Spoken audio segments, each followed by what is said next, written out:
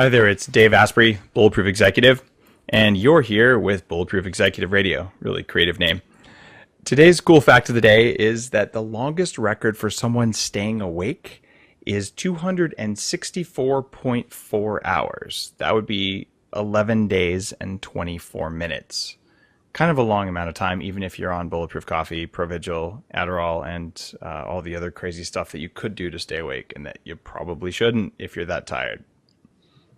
Today's podcast is going to be particularly cool because we've got a guy on who's a really well-known expert in something that I don't talk about that much on the Bulletproof Executive. We talk about human performance, but we don't often talk about financial performance.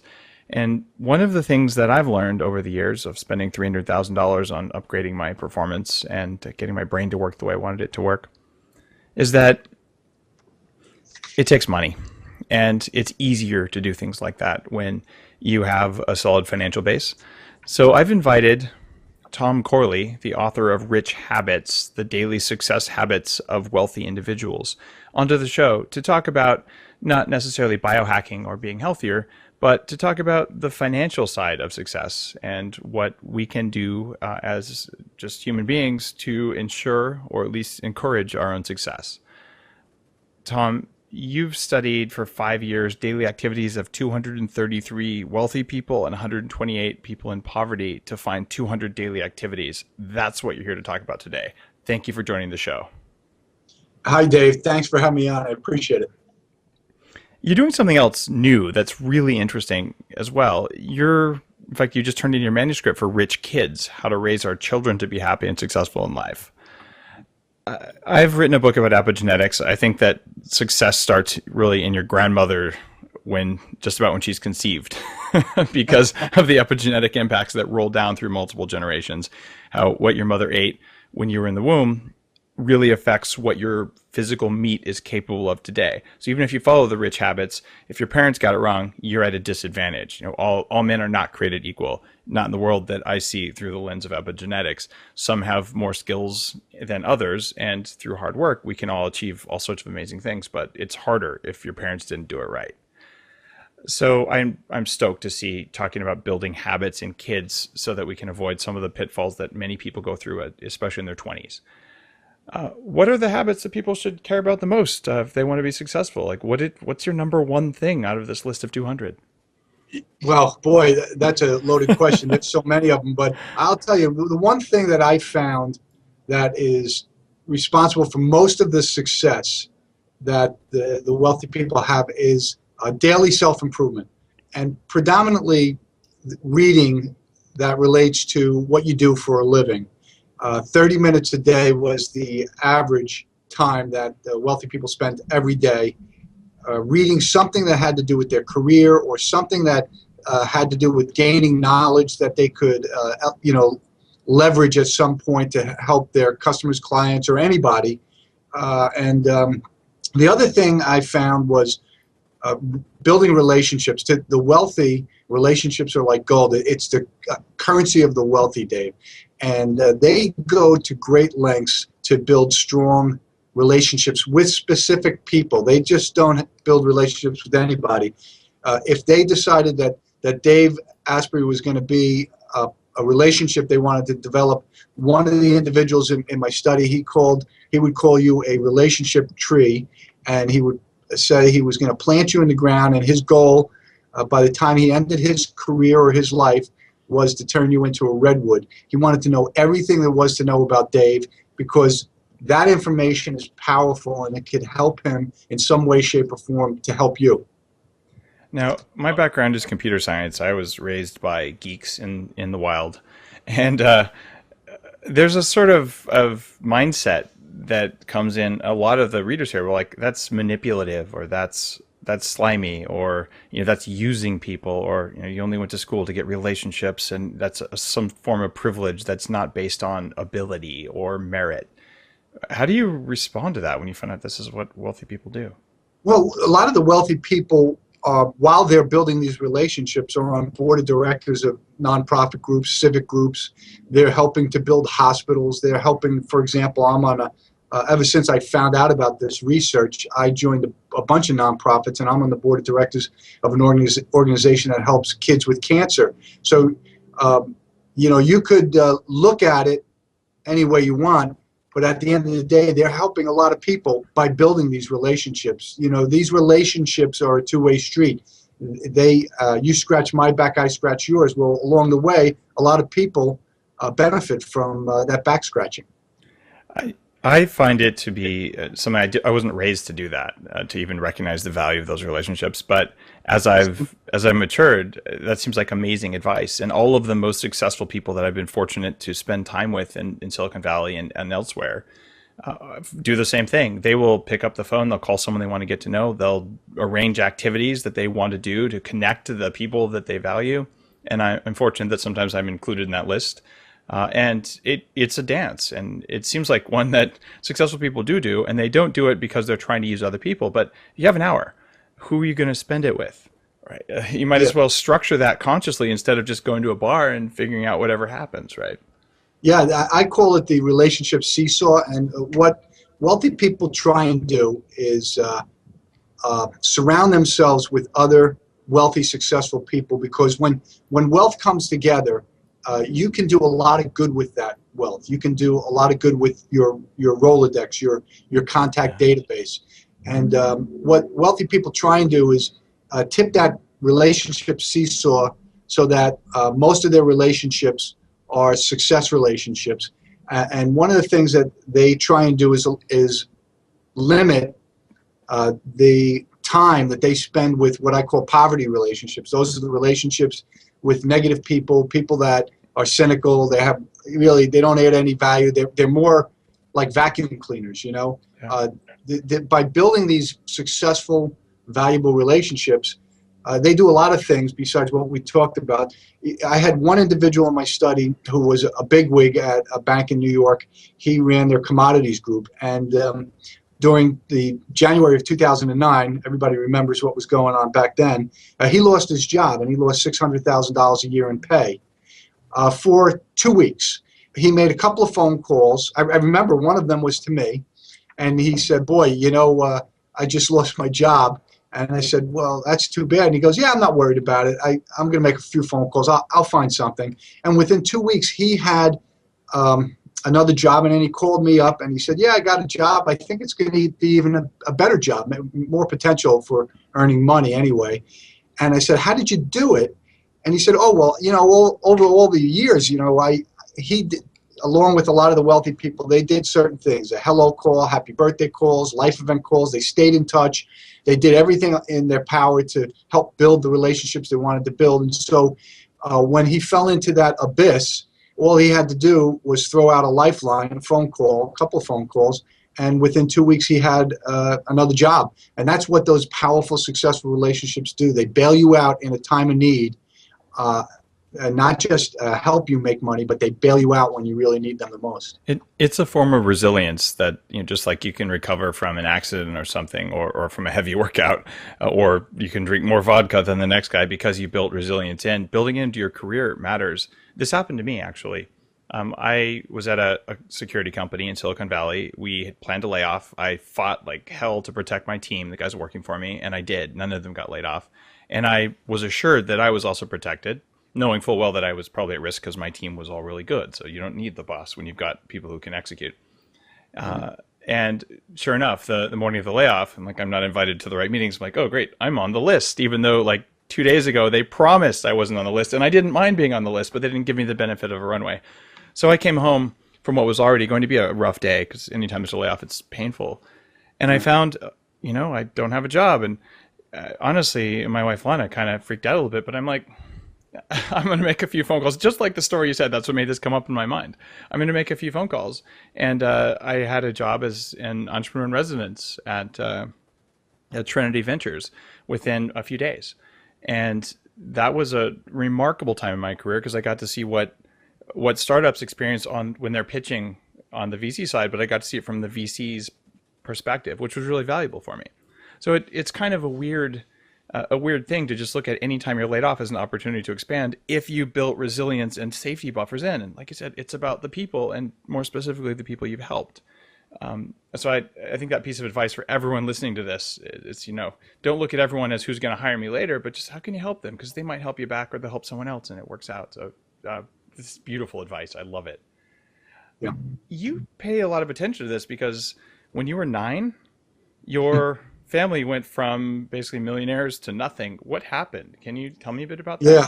My dad, there's 4 types of luck, Dave. There's random good luck. There's random bad luck. And those 2 types of luck are fairly democratic. They affect rich people and poor people equally. And then there's the types of luck that wealthy people and poor people create. Wealthy people create opportunity good luck, and poor people create detrimental bad luck. My dad was the victim of random bad luck. The warehouse burnt down, and back in those days, they didn't, he had, $4 or $5 million worth of tools in inventory and lost most of them. And they didn't have insurance like they do today. So he had to stroke a check to his vendors for about $4 million, which was all the money he had. He could have filed for bankruptcy because at the time I didn't know anything about it. But as I got older, my dad said, yeah, I was probably, $500,000 insolvent at that point. And he said, but bankruptcy is not the solution.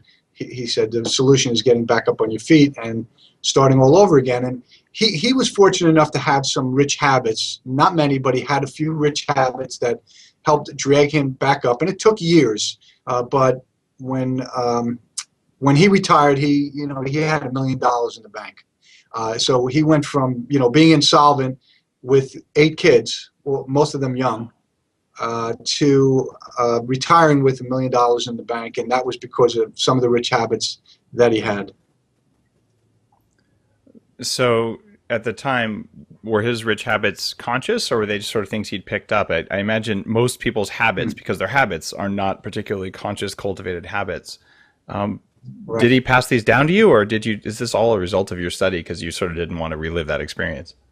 No, the answer is he didn't pass these down to us really because he was never around. He was always working, and he was just one of these people that he just tightened his belt and he decided, I'm going to work my way out of this. And he was great at building relationships. That was no question. My dad was probably one of the most powerful people on Staten Island before he fell off the mountain. He was a big, powerful, behind-the-scenes political guy, and all those relationships came.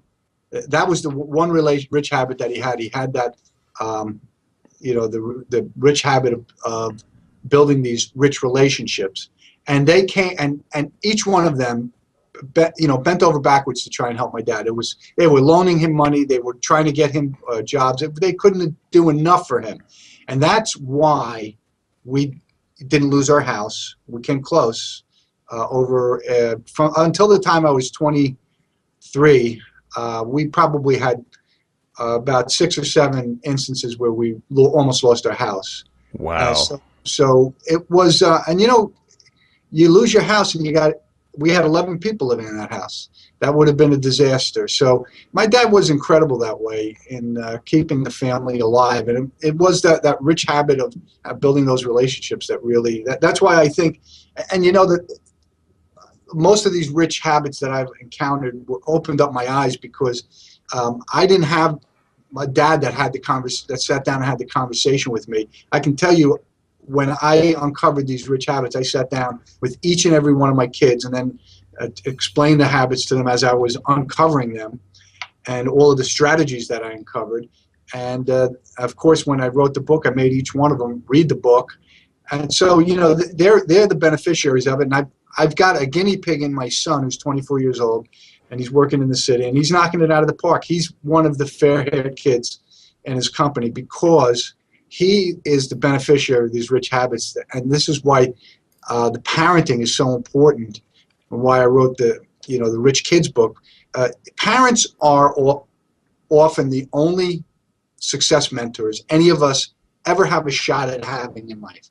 There's 5 ways you can find a mentor. Parents are predominantly the way. And so if parents aren't doing their job because they don't know what to do, then the kids are going to grow up and they're going to pick up whatever habits their parents pass along to them. And this is why the rich get richer and the poor get poorer, Dave. It's not because of Wall Street. It's not because of the government. It's not because of 15 other reasons. It's because of parenting. If parents know the rich habits, they can pass and not just parents, grandparents. They can pass along the rich habits to the kids or the grandkids, and it can change their lives. It can turn them. It can break the generational cycle of poverty at a very early age by indoctrinating the kids. You are going to achieve a lot of good with this book. I've been involved with Junior Achievement, where you go in as a business person and you teach economics, usually to poorer schools. Mm-hmm. And I've done this in East Palo Alto. I've done it in Mountain View. Like, one's a rich school, one's a very poor school. And man, the difference in just the awareness and understanding of the people in the classroom. In the poor school, it's like, well, what are you going to do to get a job? I'm going to buy insert name of large SUV with spinners on it, and you go across the tracks, and it's so different. Just the perception of economic reality is wildly diverse. And if you, with your work, can teach parents to do this for their kids, a lot of people won't do things for themselves that they will do for their kids or even their pets. That's so right. Since you're not going to have rich pets, rich kids was definitely the right target for you. When are people going to be able to get this book? Because honestly, I want to read it and make sure I teach my kids a lot of these habits that I probably don't know myself. It's going to probably come out in late spring. We're shooting for June 1st. We already know that it's Rich Habits was a breakthrough book. We already know this is going to have broader appeal, just because I've sent out the manuscript to about 20 people. I'm part of an organization that's tied into the Jack Canfield organization. He wrote Transformational Leadership Council. Is that the one? Yeah, well, it's the Breakthrough Success Group. Okay, cool. And my publicist happens to be one of the trainers in his group, and so they were the first people I reached out to have them take a look at the manuscript for feedback. That's one of the big things that Jack talks about, feedback. You want to get feedback. So I got a lot of feedback, and what I sent out as the manuscript changed very much.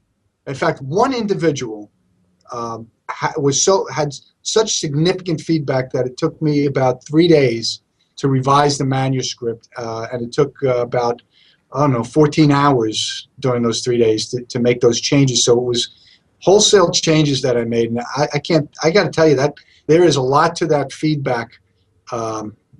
Rich habit, I guess you could call it. It's important to, you're always afraid whenever you create, Dave. You're afraid of that feedback because it's just human nature. It's just the way we are. That's why you have to turn it into a habit to seek that feedback. And I'm glad I did, because it really transformed that manuscript and made it much better. So we're shooting for June 1st, and we think we're going to have a blockbuster on our hands. It would not surprise me. And when it comes out, I'd encourage people listening to this now to check it out. And when it's coming out, if I can have you back on the show to help you with your lunch, I'd be more than happy to. That's very generous. When I look back on my own experiences as a biohacker, I realize I spent a lot of time and money undoing bad habits that I had, including financial ones, but oftentimes health and nutrition and all the other things that we do.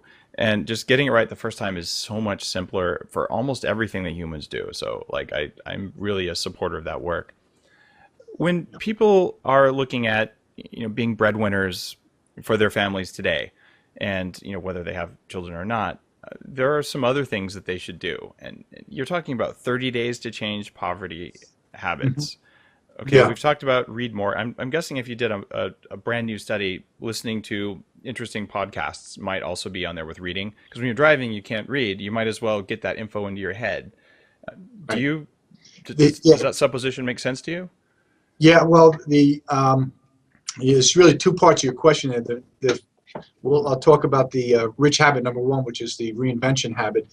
But on your point about listening to podcasts, The wealthy people who were devoted to daily self-improvement, they were not only reading, they were listening to audiobooks. And, back when I was doing this research, really podcasting was just coming into its infancy. So podcasting wasn't a big deal, but they were big audiobook listeners, when they were commuting in their cars or when they were on the bus commuting into New York City.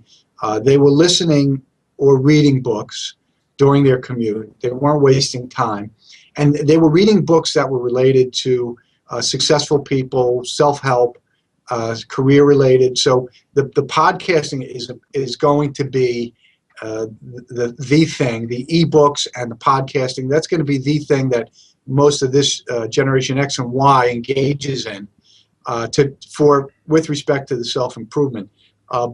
But it's not going to be any different. The rich habit is the same. You want to feed your brain with more knowledge to create opportunities to make more money. Now, you said reinvention is another habit there. How does reinvention come into play? Yeah, that 30-day thing. I've done a lot of research on habits and how the brain works, the subconscious and the conscious part of your brain. And 5/6 of our brain is subconscious. So a lot of it has to do with our limiting beliefs or our belief system and our thinking. If we are engaged in or caught up in negative thinking is poverty thinking. Yeah. That's how poor people, they think negatively. They have negative thinking, they have negative emotions. What the rich habit number 1 does is it forces you to self-assess by, and I talk about it in the book, you list all of your bad habits. You got to be brutally honest. I mean, this is about you. So you list all of your bad habits, and then you invert those bad habits into rich habits through a simple process. For example, let's say you watch too much TV, and the average individual watches 4.5 hours of TV, and now it's morphing into 4.5 hours of internet-related stuff, whatever you want, recreational internet. The Generation Y now, they live on the internet. They're looking at YouTubes and everything, cats and unicorns, and things like that. Break.com. Wasting their time. So what the reinvention habit does is it forces you to list all your bad habits, and if one of them is you watch too much TV, you spend too much time on the internet, your new rich habit is I spent 1 hour today on the internet and TV. And 1 hour is important because that's what the large majority of the wealthy people, they spent an hour or less watching TV or wasting their time recreationally on watching TV. And that frees them up, to do the self-improvement stuff. If your poverty habit is, I don't exercise enough, your new rich habit is I exercise 20 minutes or 30 minutes aerobically today. It seems like the aerobic activity was the exercise of choice among the wealthy. And the reasons for that they gave me was aerobic activity is the best way to help reduce, keep your weight down. It gets your metabolism going, gets your heart rate going, it gets oxygen into your entire system and your brain. And because it makes you more healthy, it reduces the number of sick days, and that increases your productivity, and it increases energy, and that increases your productivity. So there's a lot of benefits to aerobic activity that are wealth benefits, productivity benefits. So, so what you do is you go through all of those bad habits, you invert them one by one. If you smoke cigarettes and that's a poverty habit, your rich habit is I didn't smoke a cigarette today. So you are essentially every day you looking at your rich habit checklist, and you create your own customized rich habit checklist based on your own poverty habits. And if you are successful, that means you've checked off about 30 to 40% of your rich habits during the day. That's all it takes. And the interesting thing about the rich habits, and they're keystone habits. Keystone habits are unique in the habit world in that they dominate other habits. They eliminate other habits. For example, aerobic exercise is a keystone habit. It can eliminate overeating, eating junk food. It could eliminate smoking cigarettes. It has this derivative benefit that almost without any willpower, your passion drives you because, for example, if you are working out aerobically and you lose 10 pounds in a month, and somebody says to you, "Hey, Dave, you look great," that hits an emotional button, and this is the key. These rich habits are intended to stoke your emotions, and once that your emotion is stoked, and you say, "Wow, I like people saying nice things about me, like I'm looking good, so I'm going to exercise more. I'm going to, reduce the amount of calories I take in every day. I'm going to stop eating as much junk food as I do." And the wealthy people, most of them, I think it was 87% ate less than 300 junk food calories a day, whereas 97% of the poor ate 300 or more junk food calories a day, or more than 300 junk food calories a day. So these are all interesting things, that the wealthy people, do, and they do it intentionally. So you could definitely look at taking care of yourself as a rich person habit. And a lot of the work that I've done on myself was around how do I be more efficient at taking care of myself, because I'd like to have more time for self-improvement or more time for family or more time for work or economic activity, whatever it is. But the idea that changes in the assumptions there about not just avoiding junk food, but eating the optimal food and things like that can just give you a mental edge that translates potentially into wealth or just free time or whatever else it is. Yeah, that's right. What happens, Dave, is after the 30 days of following the rich habits, your new customized rich habit checklist, what everyone tells me, and what I know, because I did it, the feedback I get from them is, my gosh, my mindset completely shifted. They go from negative to positive.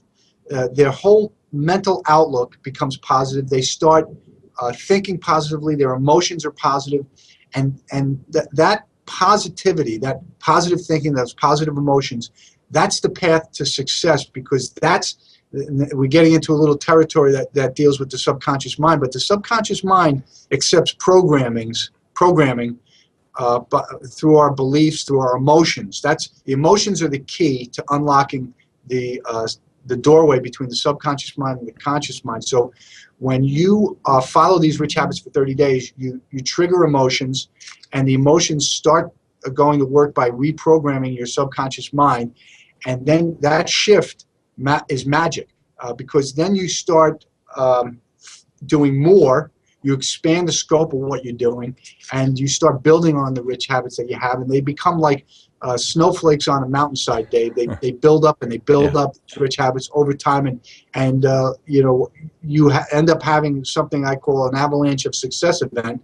It might be a new job, it might be a promotion, it might be a new client or customer, it might be any number of things.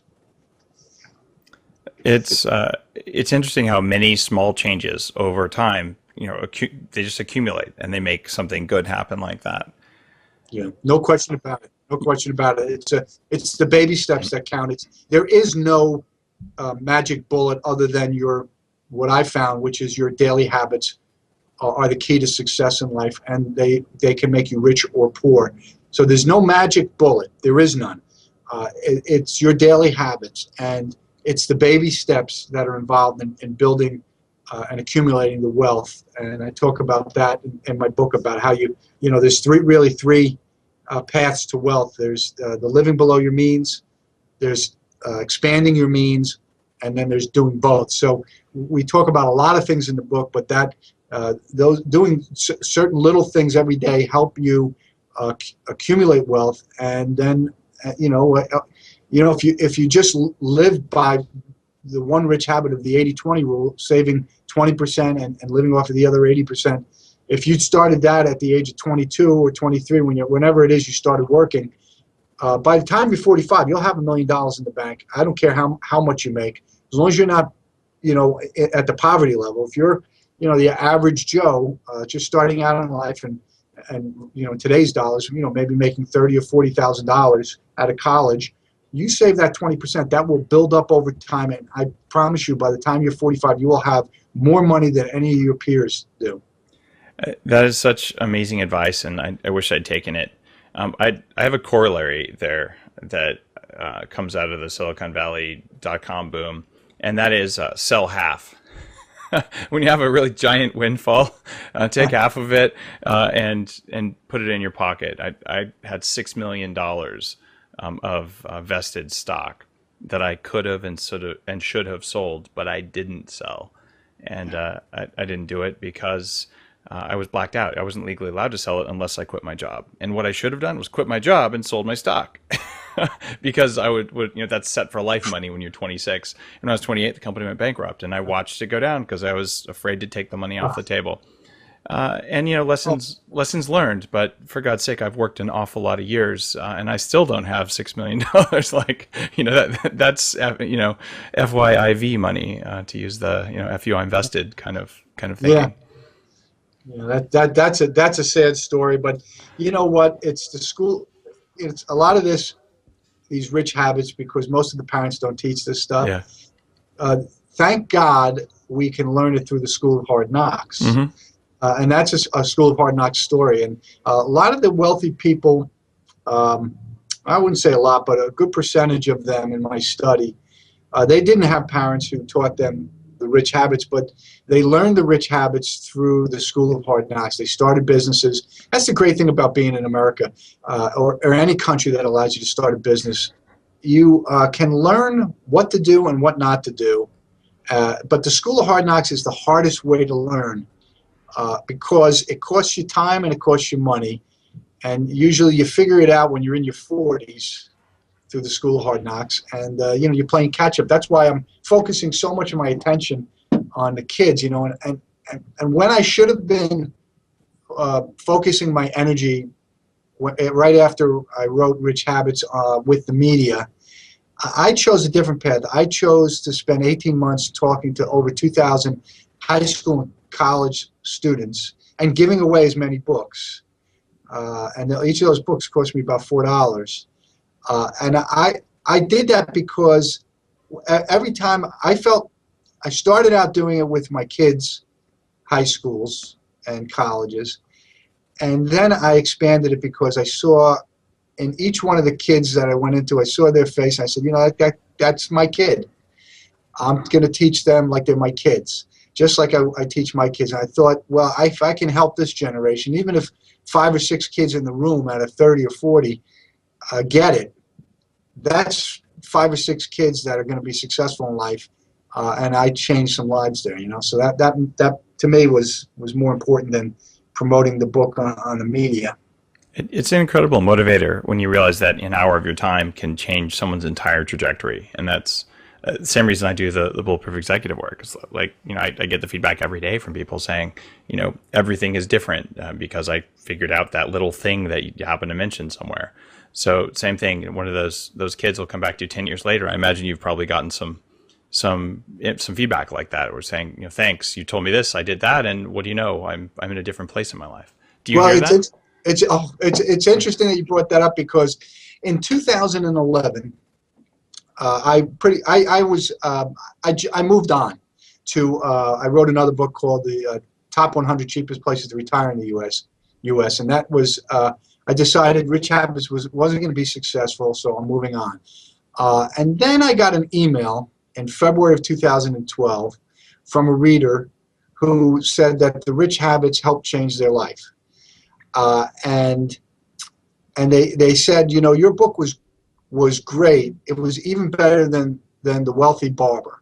And I confessed I had never heard of The Wealthy Barber, but I did a little research, and I found out that it was written by a Canadian. He sold 2.5 million copies. Wow. And and so I took the email that I got from the reader, and I forwarded it to the author, David Chilton. And it basically said, my book is better than your book. Right? But Nice. what I was really trying to do was find out how the heck, if I have a better book, according to this reader, how the heck did he sell 2.5 million books and I'm struggling? At the time, I don't think I had, besides the 2,000 books I gave away and the 2,000 books I sold at libraries and stuff, I really didn't have many books sold. So I wanted to know, and I'll be darned if the guy called me within about a minute. And the first thing he said to me was, "So your book is better than my book, right?"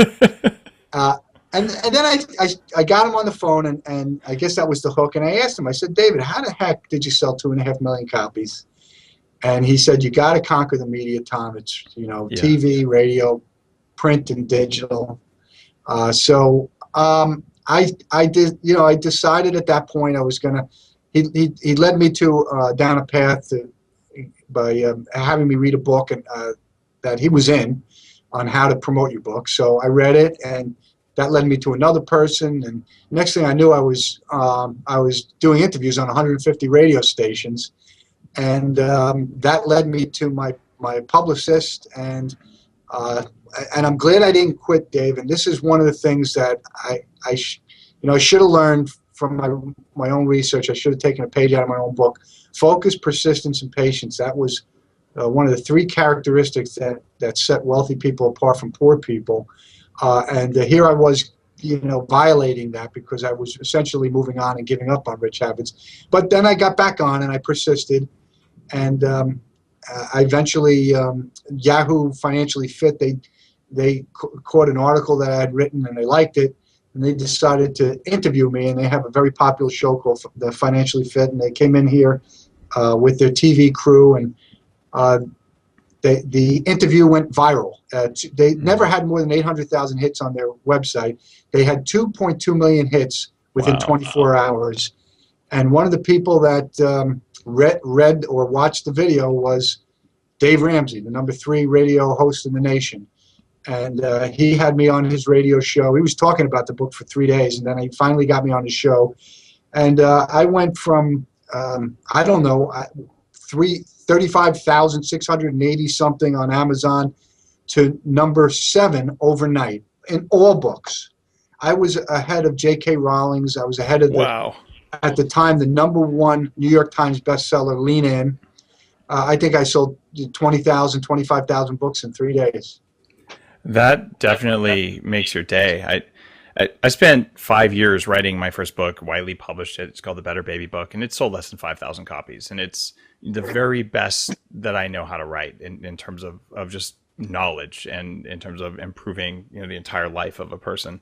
And I realized the same thing as you, that I don't know the book marketing game. It is complex, and I've been surrounding myself with successful authors and learning from them and helping them and planning what I'm going to do for my next book and even to relaunch that book, because I think the books are going to help people, but they don't help people if no one reads them.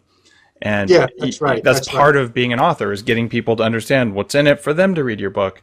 So I'm really hoping that I can go down that same path with my book. In the meantime, I know my blog is helping people. I don't get paid per copy on the blog, but I don't care. It's helping people. It's a good thing, right? Yeah, and I just want to make there was one metaphor that David used that really resonated with me. He asked me what we were talking, and I guess I must have said something about tennis, and he said, well, writing a book is like the first serve in tennis. The rest of the match is promotion. Yeah. And he said that's what makes a successful author, not writing the book, the promotion activities that you have to do. And boy, I'm telling you, Dave, the guy was spot on. He is absolutely 100% right. The difference between a successful book and an unsuccessful book is the amount of promotion that you receive and the amount of effort that you put into promoting the book. Yeah, it's amazing what can happen there. There's a comedian with a popular podcast named Joe Rogan, who came across my work on Bulletproof Coffee and things like that. And, my blog was already getting pretty popular, but he started talking about it all of a sudden. And, I'm really grateful that, that just one thing like that, like you had with Yahoo, can just help other people know about the work, and then they can check it out and do things like that. So it's often serendipitous when something like that happens. Yeah. Now there's some other habits that you talk about, and there I think you're learning from someone who's really successful, which I think is a good habit in and of itself. But you said only 6% of wealthy people gossip.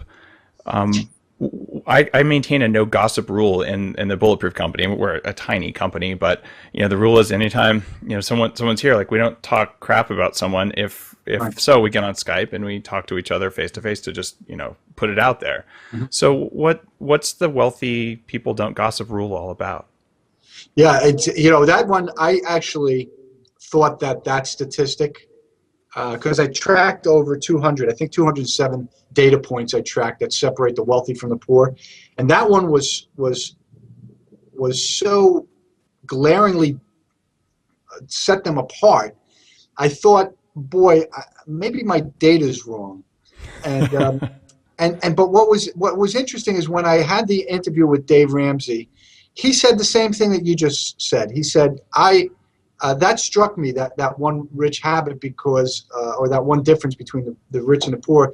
He said, because I have a no gossip policy at work. Oh, he does. Wow. Yeah, and he's on the air. I have him recorded on the air saying that. And I said, my gosh, this statistic is spot on. And you see, gossip wouldn't be such a bad thing if all the gossip we were doing was positive and uplifting and building up people, right? That guy's just too good. I can't stand it. You're right. He's such a great guy, that guy Dave. If that was the kind of guy, but I'll tell you what, most of the people in life are struggling financially. Yeah. And the reason they're struggling financially is because they operate from a negative mindset. Mm-hmm. And the reason why they gossip, and it's negative gossip, is because of that. And so it's all connected. It's all interrelated. And this is why successful, wealthy people do not allow gossip in the office. They shut it down. They don't want any of that going on because they know it just creates problems and it damages relationships. It just destroys relationships. Yep.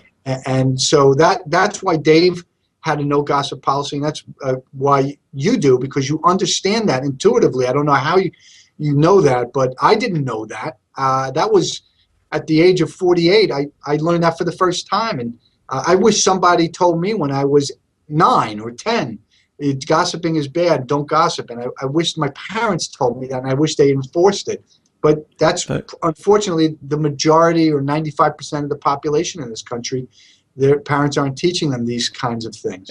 I think the internet may have something to do with that too. It's so painfully easy to fall into the gossip trap, especially when there's time delayed. You can send an email, you can post stuff in social media, and it just quickly devolves into gossip. So I've had to exercise a lot of restraint, because it's one thing to say, this rule is wrong, or this recommendation is not a good one because it doesn't make sense. Another thing to say, you're a jerk, and you're blah blah blah, right. And the obvious, anyone with integrity, their normal response to something like that is to gossip, right? You go back, yeah, well, So I've really been exercising my own self-control there around not turning my blog and things like that into a source of gossip, because it's just not useful. Like stick to the facts, stick to what's important, stick to positive relationships, and say nice things about people who deserve it. And if you do that, I think it contributes to your wealth, and certainly it makes everyone happier, even if it makes no one wealthier. And that's still a form of wealth in my book. Absolutely. You're spot on there.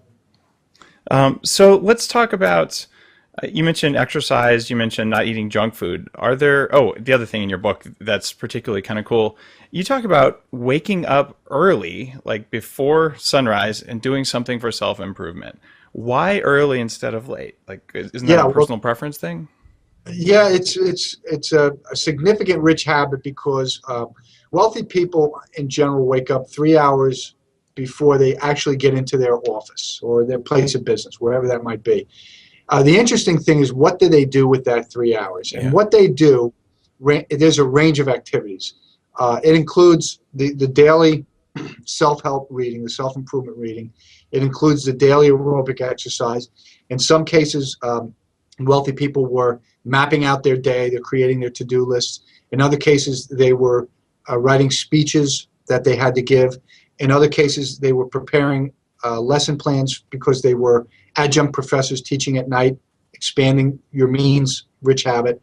And they were writing books. They were writing articles, publications. They were doing any number of things that were positive, moving you forward kind of things, helping your career type stuff, helping your health type stuff, making your life better. And in those 2 or 3 hours that they spent in the morning, they got more accomplished productively. And in a lot of cases, they were pursuing some chief aim in life or main purpose. Part of the expand your means rich habit. They were doing something to help pursue some dream that they had, many of them. And that's something that they did before they even got to work. And then they did their job. And then at night, they would either do the same thing or they would do networking or building relationships and things like that. And then start the whole process all over again. And it's like I said, it's that, snowflakes on the mountainside kind of stuff. It builds up and it builds up. And you have an avalanche of success event one day. Do wealthy people engage in performance-enhancing substance use? Coffee would be an example, but other things like, do they avoid alcohol more? Do they, what's the take on that? I've been just seeing a lot of questions about that from big media lately. Yeah, the answer is yes, and it's 55% of the wealthy stayed away from drugs and alcohol, meaning they didn't abuse the drugs and alcohol. Yeah. Whereas it was, I wish I had it in front of me, but I think it was 63% of the poor admitted to abusing it, alcohol and drugs. And it's not just alcohol. There's gambling. 77% of the people who were in my poor group, they gambled on the lottery at least weekly.